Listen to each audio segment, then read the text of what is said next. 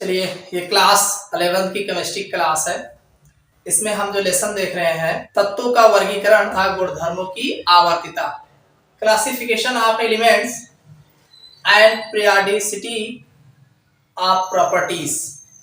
तत्वों का वर्गीकरण तथा गुणधर्मों की आवर्तिता, ये हमारा लेसन है। अब इस लेसन में हमने पिछले लेक्चर्स में जो है मेंडलीव की मूल आवर्त सारणी के बारे में चर्चा किए थे। आज हम आधुनिक आवर्त सारणी या मॉडर्न पीरियोडिक टेबल के बारे में चर्चा करेंगे। अगर आप लोग चैनल पर नए हो तो चैनल को सब्सक्राइब कर लीजिएगा तथा वीडियो को ज्यादा से ज्यादा लाइक और शेयर करिएगा। देखिए, हिंदी मीडियम केमिस्ट्री की बेस्ट क्लास हिंदी मीडियम की है, जिसमें आप अपनी तैयारी जो है बेहतर ढंग से कर सकते हैं। अगर आप इससे पहले केमिस्ट्री नहीं पढ़े हैं तब भी आप हमारे चैनल पर केमिस्ट्री को अच्छे से समझ सकते हैं और आप आगे जो है नीट, IIT, JEE या जो भी एग्जाम्स की तैयारी अगर कर रहे हैं या करने वाले हैं तो भी ये वीडियो जो है उस लेवल तक का आपको मिलेगा। तो आज हम सबसे पहले हेडिंग देखते हैं, आधुनिक आवर्त नियम। आधुनिक आवर्त नियम तथा मेंडलीव की आधुनिक आवर्त सारणी।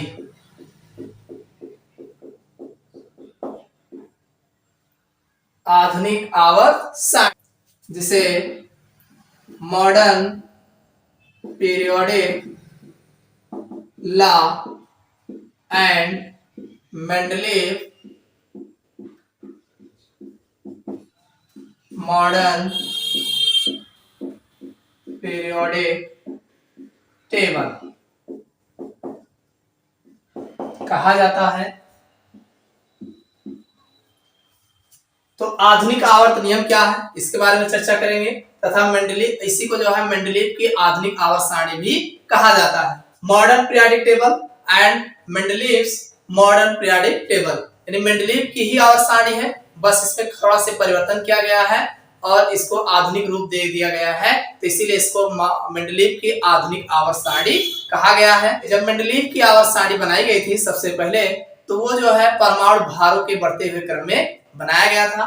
तो अब बाद में जब मोज़ले ने अपना कुछ एक्सपेरिमेंट किया तो पता चला कि ये जो तत्वों का जो मूल गुण होता है वो परमाणु भार ना होकर के परमाणु क्रमांक होता है। तो फिर मोज़ले ने जो है उसी को थोड़ा परिवर्तित किया और जो पीरियोडिक टेबल तैयार किया उसे जो है आधुनिक आवर्त सारणी का नाम दिया गया। जो आधुनिक आवर्त नियम है या मॉडर्न पीरियोडिक टेबल है, ये पहले जो थे मेंडलीव ने अपनी मूल आवर्त सारणी बनाई थी, परमाणु क्रमांक और जैसे एटॉमिक नंबर और जो है समस्थानिक, संभारिक, रेडियोएक्टिविता, इन सब की खोज नहीं हुई थी। तो ये माना जाता था कि तत्वों का जो मूल गुण है वो परमाणु द्रव्यमान संख्या होती है, यानी परमाणु भार होते हैं।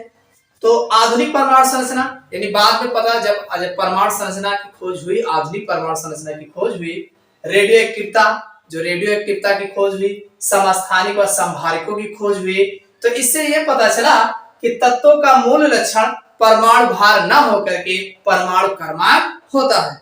भाई बाद में जब बहुत ज्यादा खोजी हुई तब ये पता चला कि तत्वों का मूल गुण जो है परमाणु भार न होकर के परमाणु क्रमांक होता है। अतः मोज़ले ने 1913 में, मोज़ले जो एक साइंटिस्ट थे जिन्होंने परमाणु क्रमांक की खोज की थी, मोज़ले जो थे इन्होंने ही परमाणु क्रमांक की खोज की थी, तो मोज़ले ने 1913 में आधुनिक आवर्त नियम दिया। मोज़ले ने अपना आवर्त नियम दिया जिसे आधुनिक आवर्त नियम दिया। इनके अनुसार अब मोज़ले ने क्या कहा कि तत्वों के भौतिक और रासायनिक गुण, जो तत्व होते हैं कोई भी एलिमेंट्स है तो उसका जो भौतिक और रासायनिक गुण होता है उनके परमाणु क्रमांक के आवर्ती फलन होते हैं, यानी उसके परमाणु क्रमांक के आवर्ती फलन होते हैं।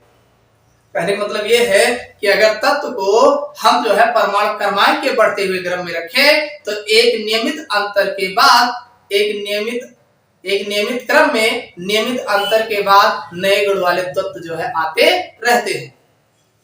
अब इसी को कहा गया the physical and chemical properties, यानी physical and chemical properties of the elements are periodic function of their atomic number, यानी अगर हम एटॉमिक नंबर के इंक्रीजिंग ऑर्डर में रखें तो एक क्रम के बाद जो पीरियोडिक फंक्शंस के अकॉर्डिंग जो है न्यू एलिमेंट्स जो है आते रहते हैं। भाई आप परमाणु क्रम जब पीरियोडिक टेबल में क्या है कि एक तत्व दूसरे तत्व से रिलेटेड होता है, थोड़ा बहुत जो है डिफरेंट होता है और थोड़ा बहुत रिलेटेड होता है। तो इस तरीके से अगर हम परमाणु क्रमांक के आधार पर एलिमेंट्स को व्यवस्थित करते हैं तो एक नियमित अंतर के बाद, नियमित अंतर का मतलब हुआ कि उतने डिफरेंट होगा उतने जो है सेम होगा, तो थोड़ा सेम होगा थोड़ा अंतर होगा, तो नियमित अंतर के बाद जो है नए गुण वाले तत्व जो है क्रम से आते रहते हैं। ये इनका आधुनिक आवर्त नियम था। या कभी कभी एग्जाम में पूछा जाता है कि मोजले की आवर्त सारणी क्या है, या मोजले की आवर्त सारणी के बारे में बताओ। तो मोजले की आवर्त सारणी पूछा जाए, चाहे आधुनिक आवर्त नियम पूछा जाए, चाहे मेंडलीव की आधुनिक आवर्त सारणी पूछा जाए, सब एक ही है। तो ये आपकी मेंडलीव की आधुनिक आवर्त सारणी कहलाती है। अब मेंडलीव की जो आधुनिक आवर्त सारणी है तो इनके लक्षण कौन कौन से हैं, इनके बारे में हम चर्चा है। आधुनिक आवर्त सारणी के लक्षण, कैरेक्टरिस्टिक्स ऑफ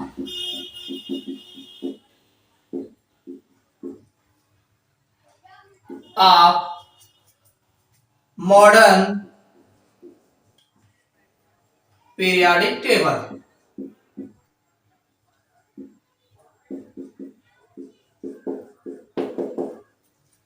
आधुनिक आवर्त सारणी के लक्षण, characteristics of modern periodic table. अगर हम बात करें आधुनिक आवर्त नियम की, आधुनिक आवर्त सारणी के जो लक्षण क्या क्या थे, तो आधुनिक आवर्त सारणी के जो लक्षण थे, इस सारणी में तत्वों को परमाणु क्रमांक के बढ़ते हुए क्रम में रखा गया। पहली बात तो ये क्लियर है कि जो आधुनिक आवर्त सारणी है, ये इस सारणी में तत्वों को उनके परमाणु क्रमांक के बढ़ते हुए क्रम में रखा गया। एक बात तो ये क्लियर है। दूसरा है इस सारणी में कुल 7 आवर्त है। कितने आवर्त हैं? 7 आवर्त हैं, तथा 0 से 8 तक कुल 9 वर्ग है। जो आधुनिक आवर्त सारणी है, इस सारणी में 7 आवर्त हैं और 0 से 8 तक कुल 9 वर्ग है। अगला है कि 0 और 8वें को छोड़कर, यानी 0 और 8, भाई 0 एक है और एक 8वां है, इन दोनों को अगर छोड़ दीजिए तो सभी वर्गों को ए और बी 2 उपवर्गों में बांटा गया है। यानी 0 और 8 को छोड़ करके बाकी जितने भी वर्ग हैं इनको 2 उपवर्गों में, ए और बी 2 उपवर्गों में बांटा गया है। जैसे एक 0 हो गया, एक 8 हो गया, इसको तो नहीं बांटा गया है, लेकिन फर्स्ट ए है तो इसका फर्स्ट बी भी है, सेकंड ए है तो सेकंड बी है, थर्ड ए है तो थर्ड बी है, फोर्थ ए है तो फोर्थ बी है, फिफ्थ ए है तो फिफ्थ बी है, सिक्स ए है तो सिक्स बी है, सेवंथ ए है तो सेवंथ बी है। यानी और 8वां और 0 को छोड़ दीजिए, यानी 0 और 8 को छोड़कर बाकी जो है सबको ए और बी 2 उपवर्गों में बांटा गया है। अगली बात हो गई, अगली बात जो है वर्गों तथा उपवर्गों के आधार पर। अब वर्ग और उपवर्ग, वर्गों तथा उपवर्गों के आधार पर तत्वों को 4 ब्लॉक में बांटा गया है। पूरी पीरियोडिक टेबल को जो है 4 ब्लॉक में बांटा गया है। अगला जो है कि लेंथेनाइड्स और एक्टिनाइड्स तत्वों को आवर्त सारणी के तल पर रखा गया है। भाई लेंथेनाइड्स और एक्टिनाइड्स जो एलिमेंट्स हैं उनको आवर्त सारणी में ना रख करके नीचे जो है तल पर रखा गया। अब हम बात करेंगे इस आवर्त सारणी के आवर्त के कौन कौन से लक्षण थे। पहले हम आवर्त देखेंगे और फिर वर्ग के लक्षणों के बारे में चर्चा। आधुनिक आवर्त सारणी के वर्ग की बात करें तो वर्ग के जो लक्षण है, पहला है प्रत्येक वर्ग की अपनी एक विशिष्ट संयोजकता होती है। देखिए जितने भी पीरियोडिक टेबल में वर्ग हैं तो सभी वर्गों की अपनी एक विशिष्ट संयोजकता होती है। अर्थात यदि तत्व का वर्ग मालूम हो जाए कि ये तत्व किस वर्ग में उपस्थित है तो उसकी संयोजकता ज्ञात हो जाती है। यानी जितने भी वर्ग हैं सबका अपना अपना एक संयोजकता है, तो अगर एलिमेंट्स का ये पता चल जाए कि ये किस वर्ग में रखा गया है तो उसकी संयोजकता हमें पता चल जाती है। जैसे यन्ने जो है प्रथम वर्ग में स्थित है, यानी प्रथम वर्ग में होने के कारण यन्ने की संयोजकता +1 होगी। अब अगला है कि एक ही उपवर्ग के विभिन्न तत्वों में समानता होती है। भाई एक उपवर्ग में एक ही उपवर्ग के विभिन्न तत्व, जितने भी तत्व रखे गए होते हैं उन सब में जो है लगभग समानता होती है, तथा वे प्रायः एक दूसरे उपवर्ग से के तत्वों से भिन्न होते हैं। जैसे मान लीजिए फर्स्ट ए वर्ग है और सेकेंड ए वर्ग है, तो फर्स्ट ए वर्ग में ऊपर से नीचे की ओर जितने भी एलिमेंट्स रखे गए हैं आप जानते हैं। जैसे मान लीजिए ये फर्स्ट ए वर्ग है जिसमें हा ले ना के रन शेष फर, और ये मान लीजिए सेकंड ए है जिसमें बे मग के सर बा र। देखिए फर्स्ट ए वर्ग में hydrogen, lithium, sodium, potassium, rubidium, caesium, francium ये सारे एलिमेंट्स रखे गए हैं। तो एक वर्ग में जितने भी एलिमेंट्स रखे गए हैं इन सब में समानता होती है। एक वर्ग में जितने भी एलिमेंट्स रखे गए हैं इन सब में समानता होती है। इसी प्रकार ये सेकेंड ए वर्ग है, तो सेकेंड ए वर्ग में बेरिलियम, मैग्नीशियम, कैल्शियम, स्ट्रांसियम जो भी एलिमेंट्स रखे गए हैं इन सब में एक समानता होती है, यानी अपने अपने वर्गों में सब में समानता होती है। लेकिन ये दूसरे ऊपर जैसे फर्स्ट ए है तो ये सेकंड ए है, तो इन दोनों में भिन्नता होती है। एक ही उपवर्ग के सभी तत्वों में समानता होती है लेकिन दूसरे उपवर्ग से ये अलग होते हैं, यानी भिन्नता होती है। यानी इसका जो है ये अलग है, इनका जो है अलग है, एक दूसरे से ये अलग अलग गुण प्रदर्शित करते हैं। तो वही कहा गया है। तो अगला है एक ही उपवर्ग के विभिन्न तत्वों के गुणों में क्रमिक परिवर्तन होता। अब जैसे एक उपवर्ग में सारे एलिमेंट्स रखे गए हैं तो इनके तत्वों में जो है एक दूसरे में जो है क्रमिक परिवर्तन, जो इनके प्रॉपर्टीज होती है, हर एक एलिमेंट्स का गुण होता है उनमें क्रमिक परिवर्तन होता है, यानी एक दूसरे में थोड़ा थोड़ा करके परिवर्तन होता है, क्रमिक परिवर्तन होता है। जैसे मान लीजिए परमाणु त्रिज्या, परमाणु आयनन, धात्विक गुण, धन विद्युतीय गुण आदि वर्ग में ऊपर से नीचे की ओर बढ़ते हैं। यानी ये जो आपके परमाणु त्रिज्या, आयनन, परमाणु आयनन, धात्विक गुण, धन विद्युतीय लक्षण अगर वर्ग में ऊपर से नीचे की ओर जाते हैं तो ये जो है बढ़ता है। जबकि आयनन विभव, अगर हम बात करें आयनन विभव की, अधात्विक गुण की, तो ये सब जो है और देखा जाए इनके गलनांक और क्वथनांक, यानी आयनन विभव, धात्विक गुण आदि का गलनांक और क्वथनांक ऊपर से नीचे की ओर जाने पर घटता है। यानी अब जैसे बहुत सारे गुण ऐसे हैं जो ऊपर से नीचे की ओर जाओगे बढ़ेगा, और कुछ गुण ऐसे हैं जो ऊपर से नीचे की ओर जाओगे तो घटेगा। तो ये एक दूसरे में क्रमिक परिवर्तन होता है। तो ये जो है वर्ग के लक्षण थे। अब हम बात करेंगे इनके आवर्त के किस प्रकार के लक्षण होते हैं, कौन कौन से लक्षण प्रदर्शित करते हैं। आधुनिक आवर्त सारणी के लक्षण में हम जो है आवर्त के लक्षणों के बारे में चर्चा करते हैं। तो मेंडलीव की आवर्त सारणी में कुल 7 आवर्त है। आप जानते हैं जो मेंडलीव की आवर्त सारणी है इसमें जो है 7 आवर्त है।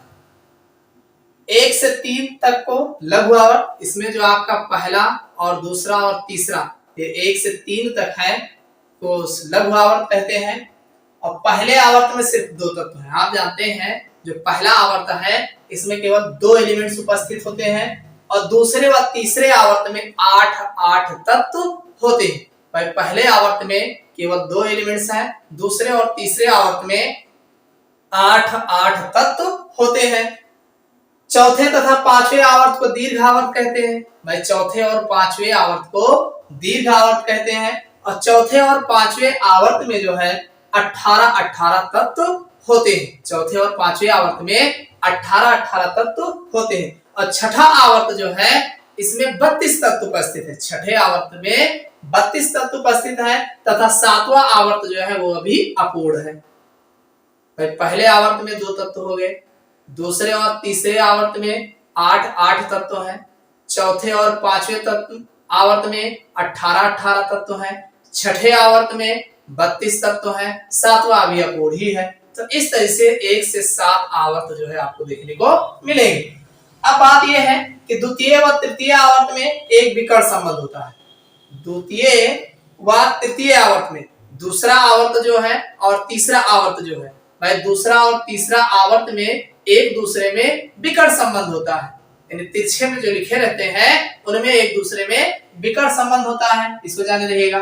लघु आवर्त में तत्वों की संयोजकता, अगर हम बात करें लघु आवर्त की, तो लघु आवर्त में तत्वों की संयोजकता हाइड्रोजन के प्रति 1 से 4 तक बढ़ती है।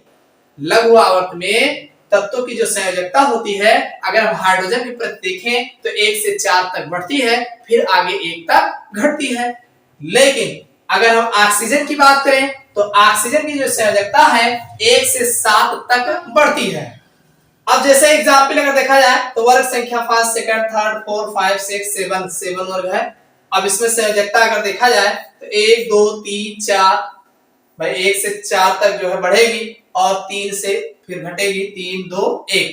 कैसे? हाइड्राइड के प्रति हाइड्रोजन के प्रति अगर देखा जाए तो RH1 RH2 RH3 RH4 होगा, फिर RH3 RH2 RH1 हो जाएगा।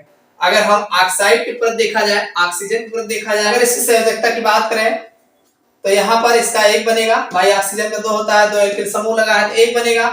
और RO 2 ऑक्सीजन 2 ये, तो इसकी वैलेंसी 2 बनेगा।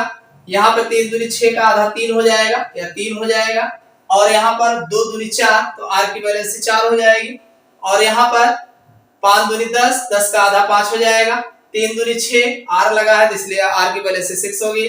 और यहाँ 7 दूनी 14 14 का आधा 7, तो यहाँ पर वैलेंसी R 7 जो है बनेगी। तो इस तरीके से जो है वो आवर्त के लक्षण जो है, आधुनिक आवर्त के लक्षण जो है इस प्रकार होते तो थे। मेंडलीव की आवर्त सारणी क्या है, आधुनिक मेंडलीव की आधुनिक आवर्त सारणी क्या है, तथा जो है आधुनिक आवर्त नियम क्या है या मोजले की आवर्त सारणी क्या है, और इसके जो है आवर्त और वर्ग के लक्षण किस प्रकार से हैं, इनकी आवर्त सारणी के लक्षण क्या क्या है, इनके बारे में हमने चर्चा किया।